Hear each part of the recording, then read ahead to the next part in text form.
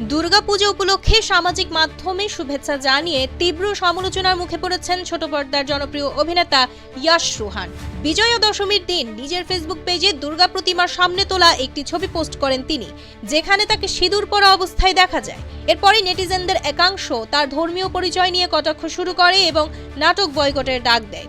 পোস্টটি ভাইরাল হতে সময় লাগেনি। এই প্রতিবেদন লেখা পর্যন্ত ৯৭,০০০-এরও বেশি রিয়াকশন এবং ২০,০০০-এরও বেশি মন্তব্য জমা পড়েছে, যার বড় অংশ নেতিবাচক।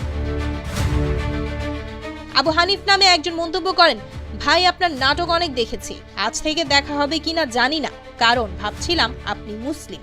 জবাবে ইয়াশ সংক্ষেপে বলেন, দেখেন যেটা ভালো মনে করেন। কনজ্যোতিকা আফরিন নামে আরেকজন ব্যঙ্গাত্মকভাবে লিখেন, ইয়ে ডান্ডি আগে জানতাম না। উত্তরে ইয়াশ কেবল থ্যাংক ইউ লিখে প্রতিক্রিয়া জানান। যদিও নেতিবাচক মন্তব্য ছিল সংখ্যায় বেশি, অনেকেই আবার ইয়াশ রোহানের পাশে দাঁড়িয়েছেন। চিত্রনাট্যকার নাসির খান নিজের ক্ষোভ উগরে দিয়ে লেখেন, মূর্খদ্বয়ের কারণে এই দেশ কখনো সামনের দিকে এগোতে পারবে না। ফেসবুককে টিকটকের মতো ব্যবহার করছে এক শ্রেণীর মানুষ। একদল সচেতন নাগরিক জসিমউদ্দিন লিখেছেন, কমেন্টগুলো পড়ে আমি সত্যি স্তব্ধ হয়ে গেছি।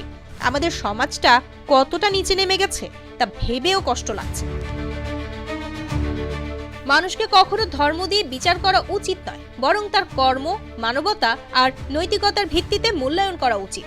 এদের মতো সংকীর্ণ মানসিকতার কারণেই আজ সারা পৃথিবীতে হানাহানি, খুনাখুনি বেড়ে যাচ্ছে, আর বিশেষ করে মুসলমানদের প্রতিও বিদ্বেষ তৈরি হচ্ছে।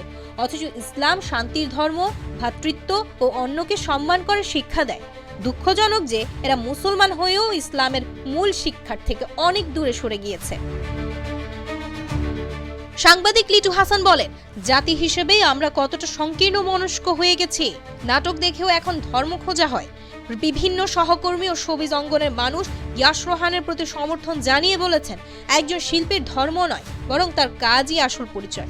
তারা মনে করছেন শিল্পের জগতে ধর্মীয় পরিচয় তুলে আনা এক ধরনের অসহিংসতা, যা সমাজে বিভাজন তৈরি করে।